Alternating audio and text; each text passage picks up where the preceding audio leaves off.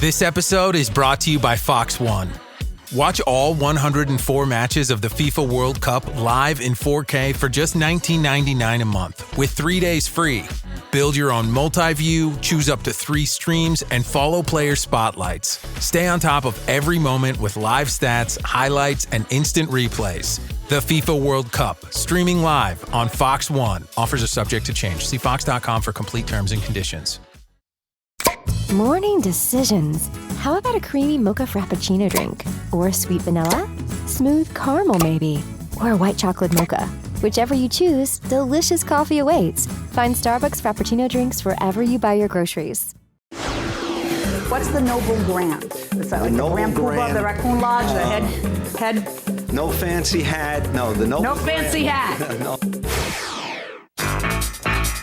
This is the plaintiff, Dr. Stephen Lipson.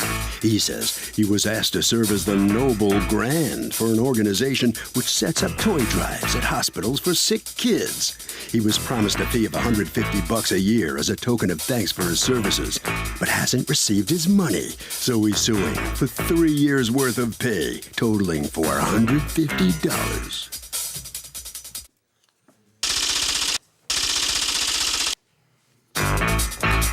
This is the defendant, Alan Rada. He says he's been in business since the 1920s, and they do a lot of good stuff for the community at large. As for owing the plaintiff any money, simply put, they don't. The guy doesn't have a leg to stand on. He's here to defend his good name, and it just goes to show, even a smart person like the plaintiff can do a stupid thing like filing this lawsuit. He's accused of not showing his appreciation.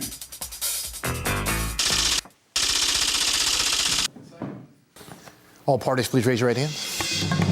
What you are about to witness is real. The participants are not actors. They are actual litigants with a case pending in civil court. Both parties have agreed to drop their claims and have their cases settled here before Judge Marilyn Milian in our forum, the People's Court. Be seated. Come to order, please. Litigants have been sworn, Your Honor. Thank you, Douglas. Okay, Dr. Stephen Lipson, you are suing Alan Rada and Borough Park Lodge for $450 that you say they owe you in fees that they have not paid. Yes. Okay, what's going on?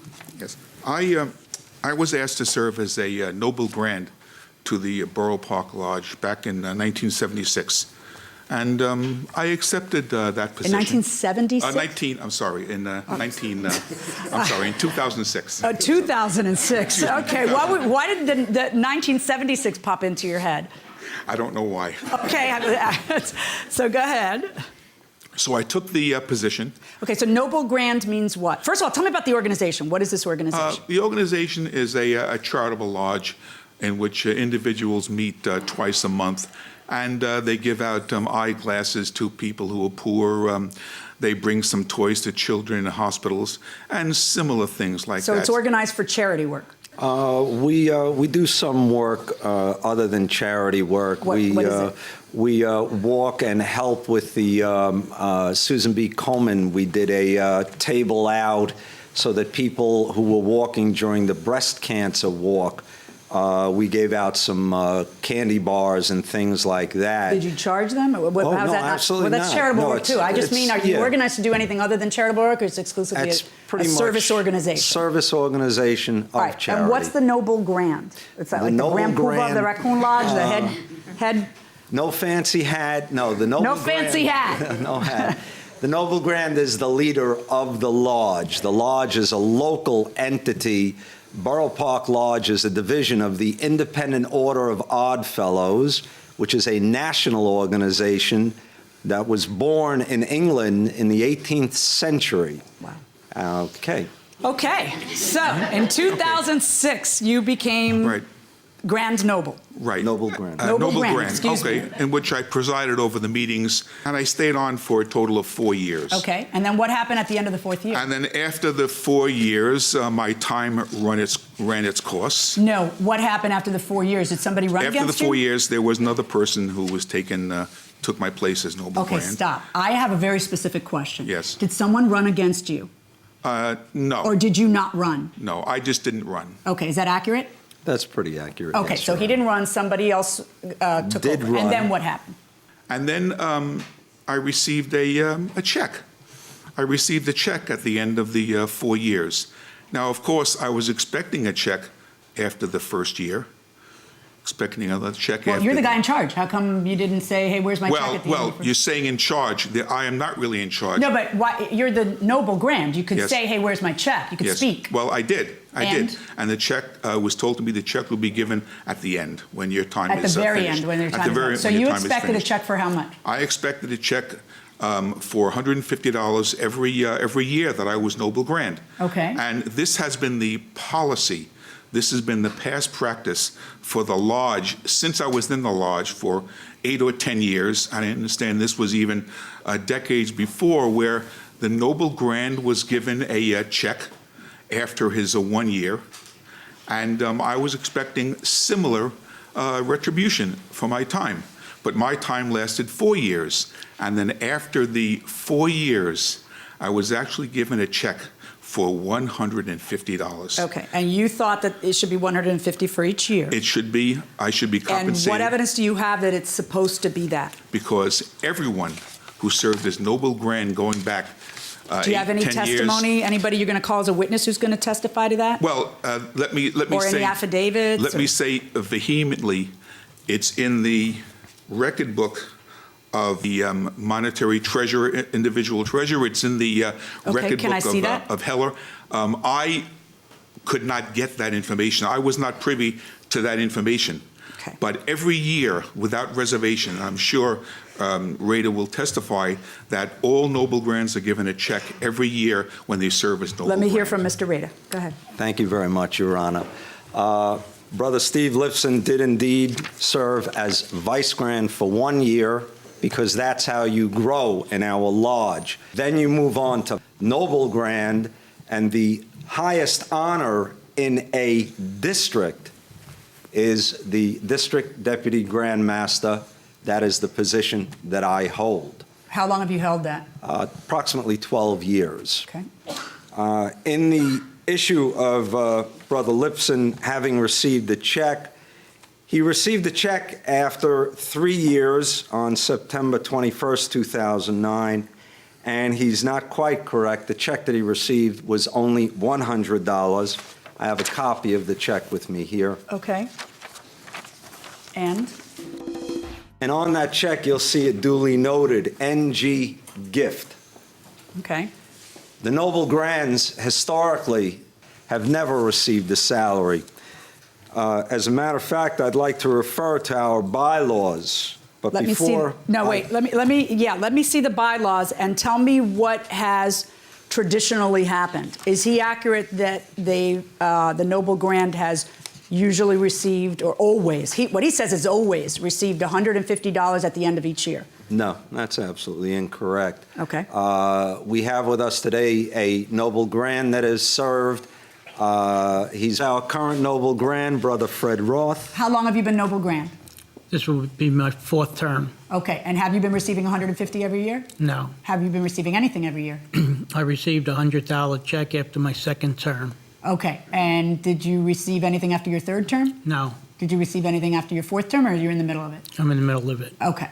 All right. So I take it that, go ahead, you can sit down. Thank you. I take it that your testimony is it's a tip of sorts. It's a token, a gift that we Correct. give, depending on our resources and at the simple. time. Yes, what we've been plain able to and raise, simple. what we've spent, et cetera, et cetera. All right. Now, if you want to prove to me that it's actual compensation, remuneration for your services, you are going to have to say something other than everybody knows that that's the way it works, because there's just been testimony saying you're not right. So you have to contradict that somehow. You have the bylaws for me, which you say definitively contradicts his premise that it's compensation.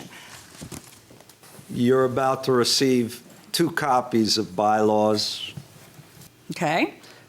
And then on the page with the blue tab, you see the offices that are eligible for a small compensatory amount we pay to cover their expenses. Okay, so let's stop. Financial secretary gets 600, recording secretary gets 100, corresponding secretary gets 300, treasurer gets 400. Where's the noble grand listed there? He's not going to be there. Okay. The vice grand, noble grand, and the district deputy grand master Get what they get and they don't get upset. All serve right, so how is it then that you are entitled?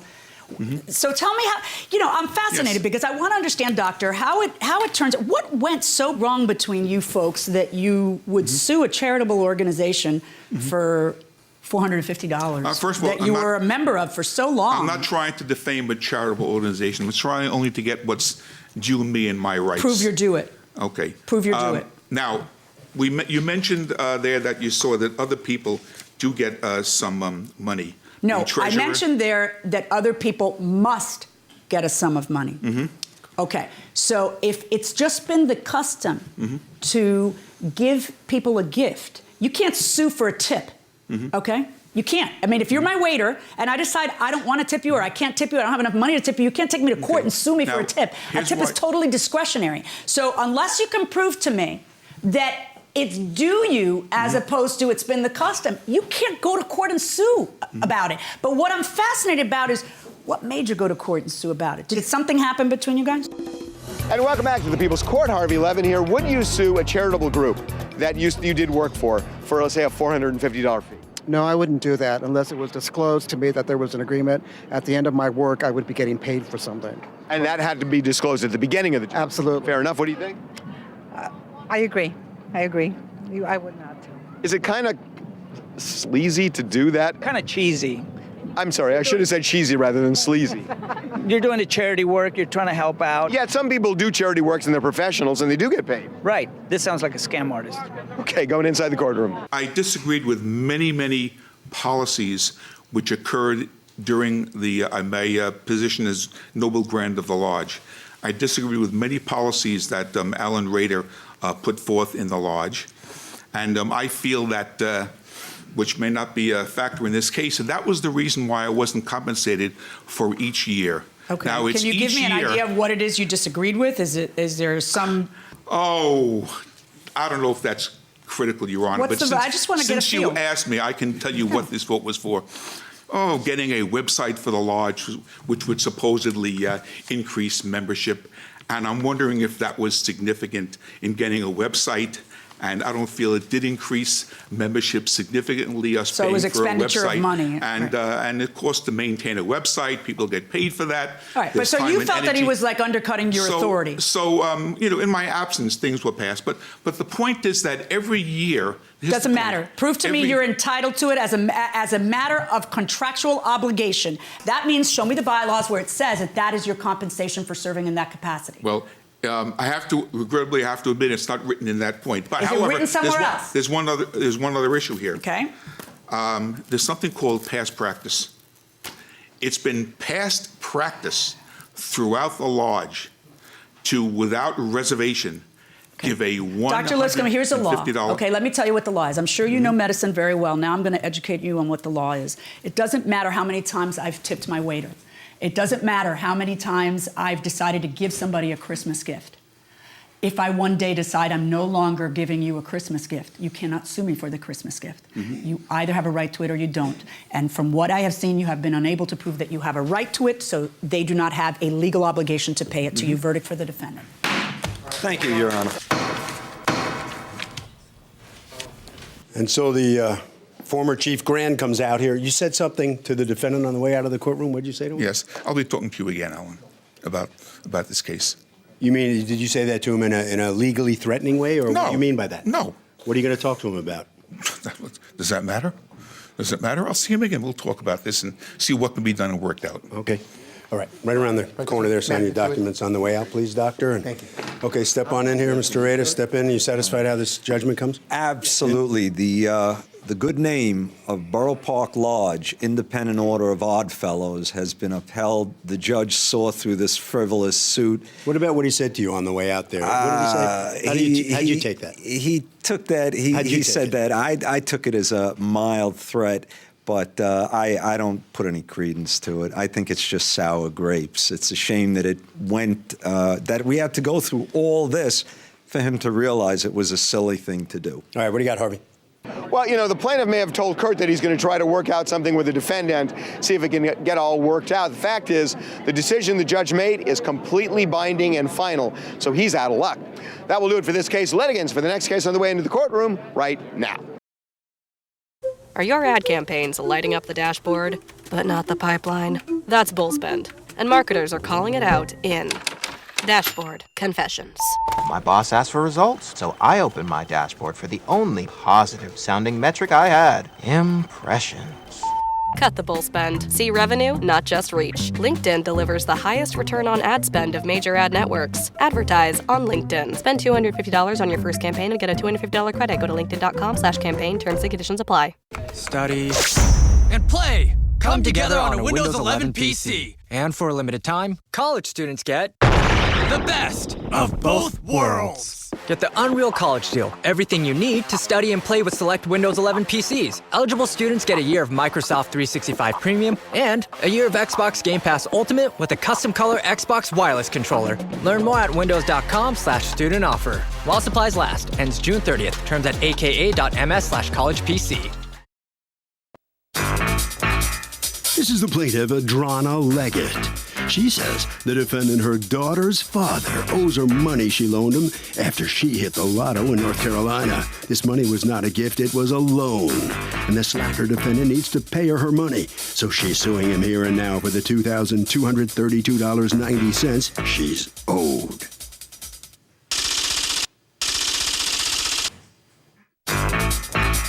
This is the defendant, LaShawn. He says the plaintiff gave him the money after hitting the lottery and told him flat out he wouldn't have to pay her back. After all, he needed the money for bills. They have a daughter together, and he can't help it if the woman has gone plumb mad and is now claiming a gift was a loan. He's accused of cashing in.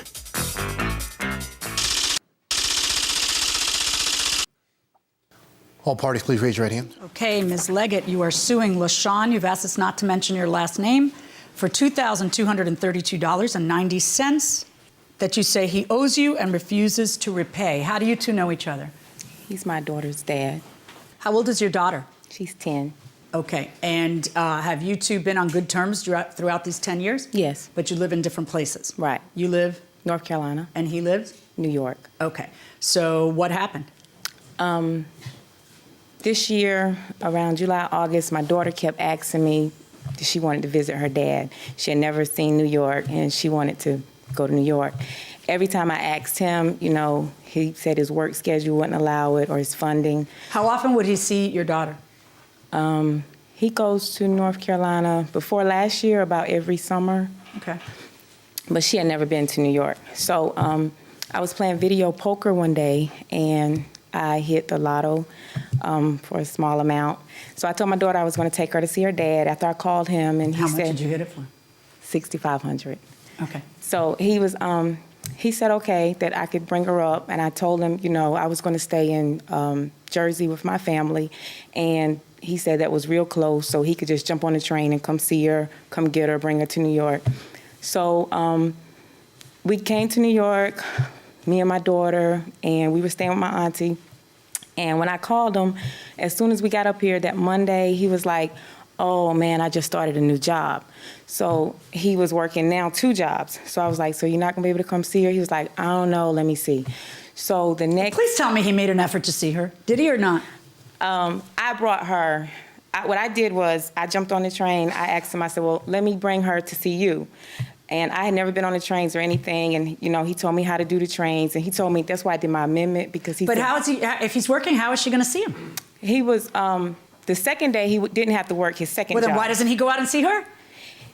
We took her to New York. She wanted to see New York anyway. Right, she wanted to see New York. I wanted to do some school shopping, so Okay. I jumped on the train and I took her. Okay.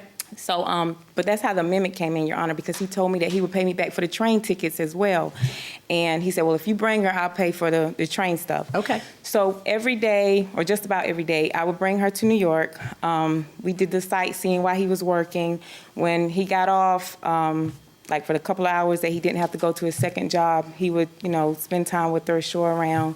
We was doing school shopping, that kind of stuff. And the whole time he kept telling me, you know, like how bad it is, how, he's doing, bad. Is he paying child support?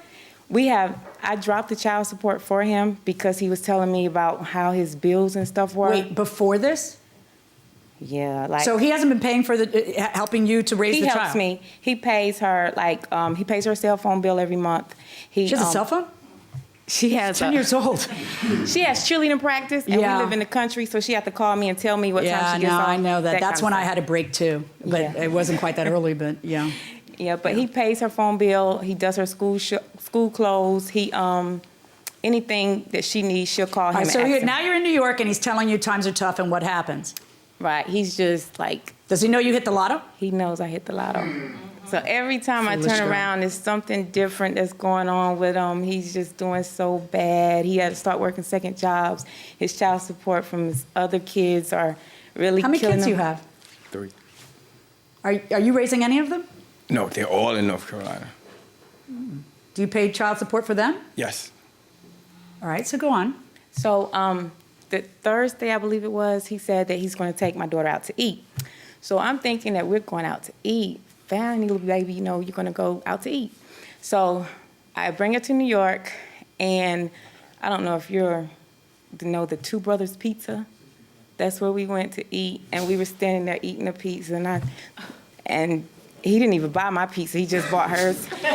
And that's when I said, the struggle is really real for him. So that night, I called my husband, and I go to church every Sunday.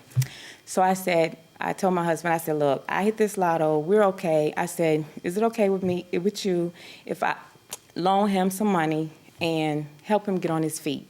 And he was like, sure, long as he's going to pay you back, that's fine, because he knows what kind of heart I have.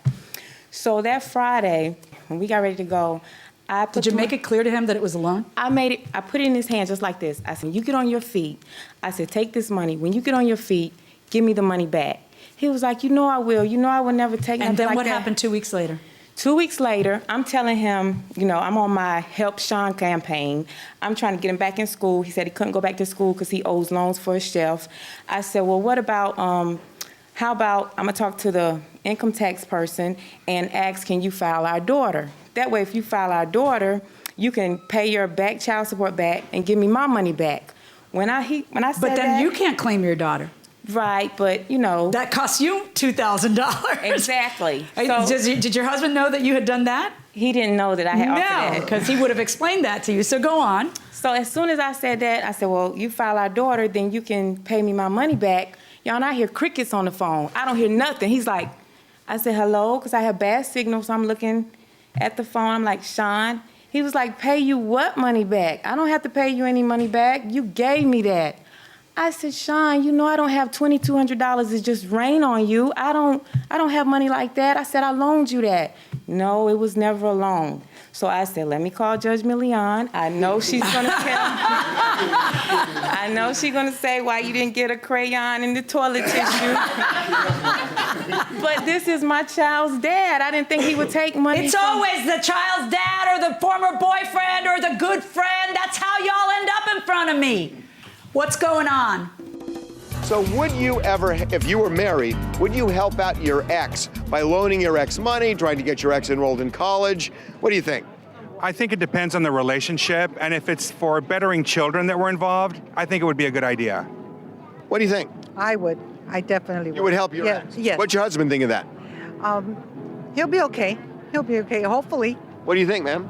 I would help him if he was really going to help the kids, but it's also going to put more responsibility on her because she's probably going to have to watch the kids while he's out. Nobody cares about, your spouse. What's your spouse going to think about this? Well, you have to talk to them, too, but...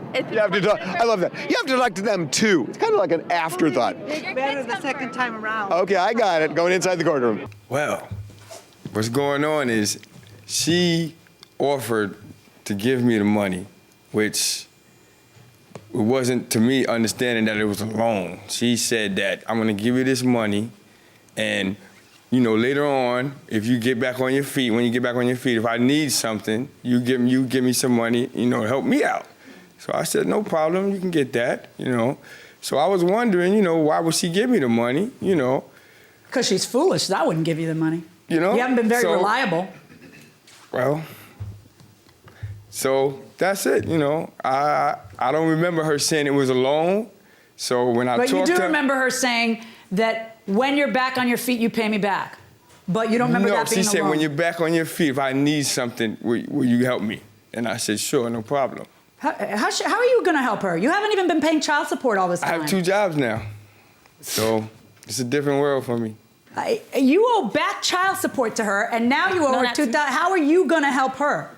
Did she actually call you and try to get you on your feet with school and try to let you claim the child that you are not paying child support for, that you just pay some close sometimes, see once a year? Did she actually tell you you could claim that child on your income tax? Yeah, she said if I pay her back, then she said if I pay her back, I could do that. And I was like, what? Pay you back what? You said you're giving me the money. So actually, she'd be giving you another $2,000 when she did that. But all right, so why would she rain money on you like that? I don't know, but she did it. So. But why? Why would somebody have? Because most people wouldn't give somebody else $2,000 you know, as a she's gift. a kind person. I guess she see that I really needed it, you know, because I'm behind a lot of things. So I figured that she had it available. So well, yeah, because she made the foolish mistake of telling you she won the lottery. So Yeah. so you were telling her over and over again how much you need money, right? Yeah, I was over and speaking over on and it. I over wasn't and telling over her, and like, over I and didn't know over and she was over gonna because give you it know to what me. kind of person she is. Yeah. All right, and then let me ask you a question. Mhm. Do you think she gave it to you because she's warm for your form because you're just so irresistible? I mean, I don't know. I mean, Well, you I answer in wouldn't- the complaint, the plaintiff is crazy about me, and I can't help it if she wanted to help me out. Well, that could be the situation, but Really? you know, I don't want to get her in any trouble or nothing. But you know, Really? Because I kind of don't see it. I feel like you know that kind of helped. You know, why else would she give Did me? something happen on that trip between you and her? No. Okay. So what makes you think that she wants to give you money because you're just so irresistible? No, I'm not saying she gave it to me just because it's irresistible. I feel like she gave it to me because she had it, you know, or she kind of felt sorry a little bit. And you know, said to you, she when probably- you get back on your feet, you pay me back. Right. But I don't feel like it was a loan, you know, because Did you I tell was her like, that you would pay for the travel from North Carolina to New York? What you mean No, from New Jersey from New Jersey from to New New York, Jersey to just New York? the- Did you tell her you would pay for the travel for? I don't remember telling her that either. Let me ask you a question. What does a person have to do to get you to act like a father? How much easier do they have to make it for you? I have no comment. Man up, will you, and pay the lady her money. $2,232.90, verdict for the plaintiff. Okay, let's talk to the defendant. Come on in here. Tell me what's your reaction to this outcome.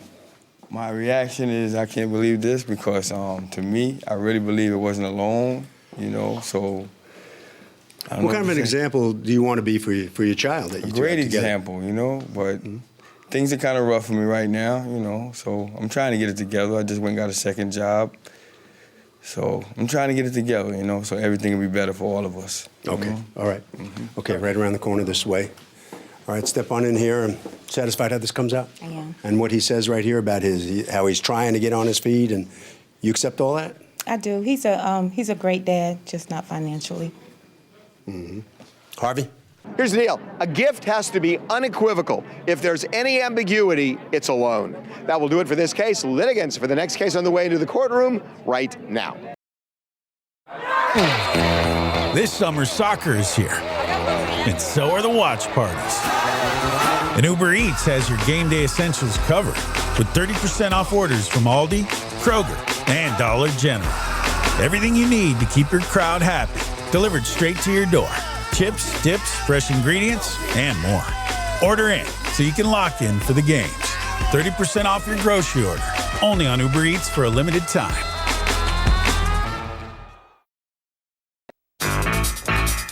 This is the plaintiff, Keith Robinson. He says he and the defendant both live in the same neighborhood, and they both have dogs. His dog is very friendly, but the defendant's dog's a vicious beast who should be put down because he attacked his leashed dog. The defendant's dog bum rushed them and clamped down on his dog's paw, destroying it. There's nothing more to say other than he wants the defendant to pay his $1,338 vet bill.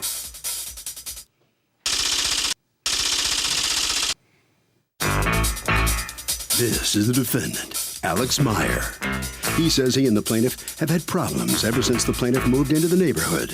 The plaintiff's dog isn't neutered, so his dog came over for a smell and a fight broke out. His dog suffered a hematoma and had a number of puncture marks in his ear.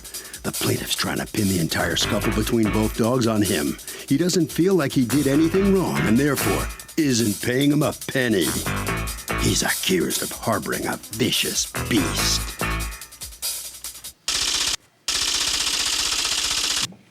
All parties, please raise your right hands. Keith Robinson? Yes. You are suing Alex Meyer for $1,338 in vet bills that you say your dog incurred as a result of an attack by his dog, correct? Yes, what happened? First of all, I just want to clarify a statement. I didn't say that his dog is a vicious animal that needs to be put down. Okay. What happened was my dog had been attacked by his dog twice on 2 occasions. You don't think it's a vicious animal? Well, he's not vicious with all dogs. It's just that unneutered dogs, and my dog is unneutered. And he, for some reason, when he sees my dog, he just goes ballistic. So I wouldn't say with all dogs, but with Max, it's a problem. Okay. Okay. This incident happened August 11th. I was on the park side where we live. We're neighbors. We live a block apart. And I was sitting on the bench. I had Max, his leash attached to the bench. I was going to smoke a cigar, which I do customarily. And there was a car parked right on the park side at the curb. And I could only see, over the roof of the car. And I didn't think anything of it. I saw the top of a woman's head coming towards me. And towards you? Towards the park side, like coming from the opposite like she's side going of to go to the street. park. Right. Okay. And at the last minute, I see Lucky come around. Lucky is his dog. It's his dog. What kind of dog do you have? I have a chocolate lab. And what kind of dog do you have? He's an American Staffordshire Terrier, which is similar to a pit bull. Okay.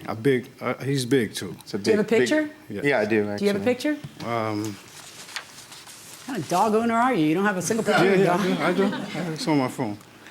Take me a second. My phone is That's turned all on. right. Just He's very cute, Lucky. I'm the dog walker. Come on up.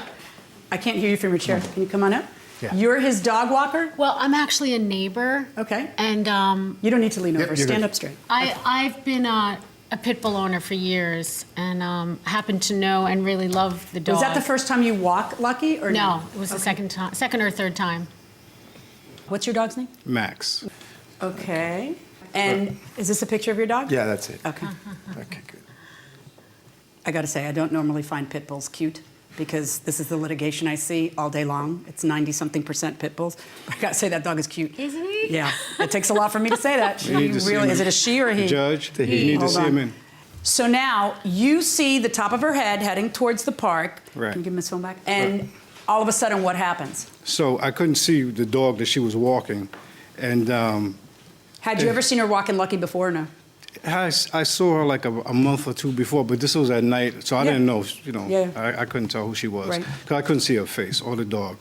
So at the last moment, I see Lucky come around the edge of a car, around the end of a car, the bumper, and it was about just where your bench is and to where I was. Okay. So all I could do, because they walk him on an extended leash, and he was walk extended. a pit bull on an extended leash? Right. So It's one of the ones that unravels. Yeah, I know. Yeah. Well, I had it was locked when I started him. Well, what happened? That it wasn't. If it was locked, the lock wasn't working because once I saw him, he charged Max because he must have scented him already, and he charged. All I could do was try to stand in between, and he just got between my legs and grabbed Max. I couldn't even unleash him from the bench. That's how fast he came. That leash was just stretched right out. How far was she from the dog? It was she was still More near or the less. curb. It was maybe about 8 feet. 8 feet. Yeah. Okay.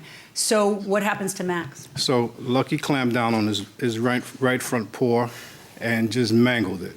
So I sent a picture. Oh, goodness. How many stitches did your dog get? It's in the vet report. I don't know how many it was, but it was. How is he, by the way? What happened? Thank you. I would like to explain. So I just want to say something. Did you hear me yell? Because I yelled when Lucky. First of all, I was coming out the door with Lucky, And I was thinking, now this has happened once before with this gentleman's dog. So I was thinking, okay, good, it's 12:30 at night, he won't be around, I can relax and walk Lucky. I'm coming out my front door, we head towards the park. I don't remember the thing with the leash. I don't know if I had locked it or I had my finger on it. I'm walking towards the park. Yes, there's cars there, so I don't see anybody he's sitting on the bench. I don't see anybody on the bench because all I see are the parked cars. We're walking to, all of a sudden Lucky starts getting very agitated and aggressive. And then I could see between the cars, it was just this gentleman and his dog. And I knew right away because we had a problem in the past. So I yelled, I said, move your dog. Move your dog. I'm losing control of the pit bull I'm walking. Move your dog. And he didn't move? He didn't move. Yeah, damn. That's your fault because you didn't move. Are you kidding me? So are pit bulls more aggressive than the average dog? What do you think? I don't believe so. I believe all dogs are predators, and they just need to be respected. Really? All dogs are predators. Pit bulls more aggressive? No, I don't think so. I think the media portrays them as more aggressive, but in actuality, I think all dogs are really friendly in a sense, because they're all dogs are friendly. Depends how much the dog's been trained. So nobody thinks they're inherently aggressive. No. Interesting. Going inside the courtroom. You are walking a pit bull, you do not see him, and you're doing anything other than saying, let me pay your vet bill? Why? What's the defense? I've heard your testimony. What is the defense? You had her walking your dog, and she apparently is not big enough, because she weighs like one of my thighs, okay, to hold the dog back. What is the defense? Well, the defense is I don't think that she was incapable. She's had these breed of dogs before that are very strong. But apparently, the proof is that she was, right? I know, but I had no way of being sure of that. But once it happened, it's sort of like, have you had her walk the dog again since then? No, I have not. Okay, and you shouldn't, because you are, and according to you, did you actually, did you say something to him about having people walk the dog who are strong enough to control it? After the first attack, my wife was walking Max, and another lady, when he was on vacation again, he had another woman walking Lucky. From a distance of more than 30 yards, that dog pulled the lady, she fell, she let go of the leash, and he attacked Max. Don't you know any big men? Well, this woman is about 5'10". Well, apparently the dog is bigger than the woman. The dog pulls a woman to the ground. Did you know about that? Yeah, that was the first attack. Okay, so why do you continue to have people walk the dog who can't hold the dog back? I mean, but in any event, you know that she, in the end, I mean, this is not an attack. It's not a personal thing. I'm sure you're sorry that this happened, right? Of course. Did you say you were sorry to him when it happened? Were you horrified? I was mortified. Okay, but once we know it happens, what is the reason that you don't pay the vet bill? Well, actually, to be quite frank, I had offered to pay the vet bill. The problem is I don't have the funds to pay the bill at one time, so I had created an installment plan with Keith, and I kind of understand a little bit why he went through the judicial process anyways, but the fact is that I was willing to do a direct deposit setup with him. This was before I found out that my dog also incurred injuries, and I have the proof of that. What happened to your dog? He ended up getting some bites in the ear, and I'm not asking why it happened. It happened because his dog was trying to defend itself. Right. But those ended up becoming infected. Despite our best efforts to keep them from becoming an infection, he developed a hematoma, which I had to pay to get fixed. So in the meantime, I now have that incurrence.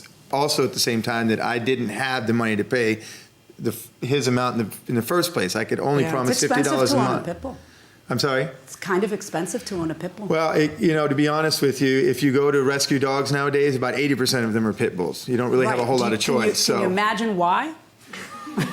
But you know, this dog. Well, I've neutered my dog, just so you know. I don't procreate them, and the problem is that in certain neighborhoods such as ours, the majority of people that have pit bulls and even some other breeds don't neuter their dogs. Well, or spay, and they're being. Just out of curiosity, not that you have to. There's no law that says that you have to, but I'm curious, why didn't you? Well, I had put it off, but it's not something that I was really. Do you have some like psychological or spiritual thing against it, or you just didn't have the funds to do it? No, I had the funds. I just hadn't done it, and you're just lazy. No, I didn't think it was. If the dog is a target of other dogs in the neighborhood because of it, one dog. Did you want to breed it?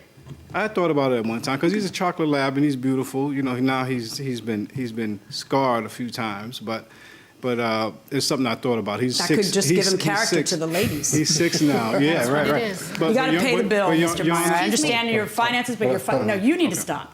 Okay, you've got to pay the bill. I understand that you made an effort.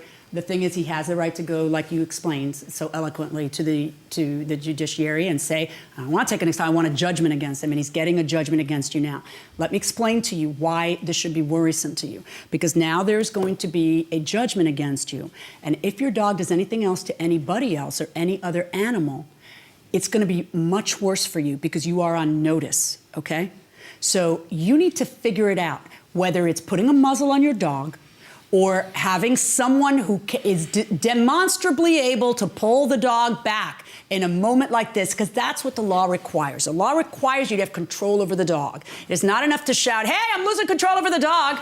You have to have control over the dog. If the dog is pulling and the person who's walking cannot hold on to the dog, you do not have control of the dog. Because a dog is a dog. The dog, that's its nature. It's an animal. It's the human conduct that we punish in court. It's not the dog conduct. Lucky's doing what comes naturally to Lucky. He smells testosterone, and he wants a piece of it, you know? Okay? Who can blame Lucky? Okay, so it's really that the premise of this judgment that I'm entering against you is because you negligently assigned to someone who, it turns out, couldn't handle it. The walking of your dog, in particular, when you were on notice that there were problems between these two dogs, without a muzzle and without her being able to contain the dog. I find in favor of the plaintiff in the amount of the vet bill, which is $1,338. Good luck, folks. All right, so the defendant's out here first. The owner of Lucky, step on in a little closer here. Tell me what's your reaction to the outcome here? I kind of figured this is how it would end up, but I just wanted to present my side of the case because I did incur some vet bills myself. All right. Well, you accept responsibility for what happened out in the street? Yeah, and I want to make sure that I prevent this from happening in the future. I guess I'll have to use bonded or insured. You're on notice now, as the judge said with Lucky. What are you going to do differently now? Well, I'd understood that this was always dog to human issues, but if it's dog to dog for the future, then I'm going to have to be on double notice. And have you ever apologized to your friend and neighbor there? I think I did. Okay. I think we did. We met before all this. All right. Right around the corner there, okay. So does that mean that all is well in the neighborhood for you guys? Hopefully. Yeah? As long as Max is not attacked again, so we'll be fine. Well, how do you know that this is not going to happen again? No, we're gonna try and hopefully. Normally, as we walk our dogs, we're cognizant of who's around us. So I'm looking out for him. He's looking out for me. So if we do that, we should be fine. And neutering, is that out of the question? For now. Of the dog, I mean. Yes. Harvey? Okay, so here are the ground rules. You have to have a dog on a leash. If you don't have a dog on a leash, dog gets in a fight, you're going to be responsible for the fight. But there's one other point that you have to consider. It's not just having a dog on a leash, it's having control on the dog. If you give a 6-year-old kid a leash with a dog on it, and the dog's really big, and that 6-year-old can't control the dog, it's as if the dog isn't on a leash. So the person controlling the dog has to have the strength and the ability to do that, or that dog owner is liable. Your call has been forwarded to voicemail. Hi, this is Zoe Deutsch. And Nick Robinson. Our brand new movie, Voicemails for Isabel, is all about those little moments that feel like the universe is looking out. Feeling homesick, then your sister calls. Hearing that perfect song exactly when you need it. Sometimes life rigs things in our favor, like learning about your new favorite rom-com, Voicemails for Isabel. Now playing only on Netflix.